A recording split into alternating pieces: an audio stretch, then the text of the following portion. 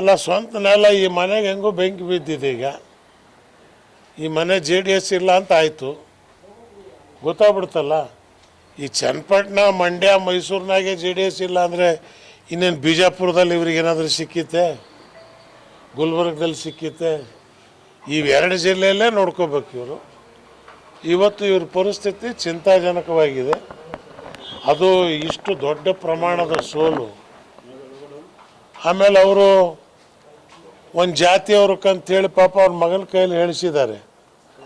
20,000 ಸಾಬ್ರು ಬಿಟ್ಟರೆ ಇನ್ನು ಬಾಕಿ 85,000 ಓಟು ಯೋಗೀಶಿಗೆ ಬಂದಿರೋದು ಯಾವ ಜಾತಿ ಓಟ್? ಅದು ಯಾವ ಜಾತಿ ಓಟು? ಒಕ್ಕಲಿಗರ ಓಟ್ ಅದ್ರಲ್ಲಿ ಬರಲಿಲ್ವಾ? ಒಕ್ಕಲಿಗರೇ ನಮ್ಮನ್ನು ಓಟ್ ಹಾಕಿಲ್ಲ ಅಂತ ಹೇಳಕ್ಕೆ ನಿಮಗೆ ನಾಚಿಕೆ ಆಗತ್ತಾ?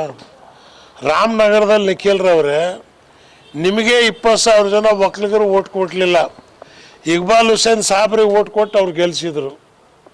ನಿಮ್ಮ ಜಾತಿ ನಿಮ್ಮ ಕೈಯಲ್ಲಿ ಕಟ್ಕೊಳಕ್ಕಾಗದೆ ಬೇರೆ ಜಾತಿಯವ್ರ ಮೇಲೆ ಯಾಕೆ ದೂರಕ್ಕೆ ಹೋಗ್ತೀರಿ ನೀವು? ನೀವು ಯಾವತ್ತಿನವರೆಗೂ ಈ ಸಿದ್ಧಾಂತದಲ್ಲಿ ಇರ್ತೀರೋ ನಿಮಗೆ ರಾಜಕೀಯದಲ್ಲಿ ಭವಿಷ್ಯ ಇಲ್ಲ.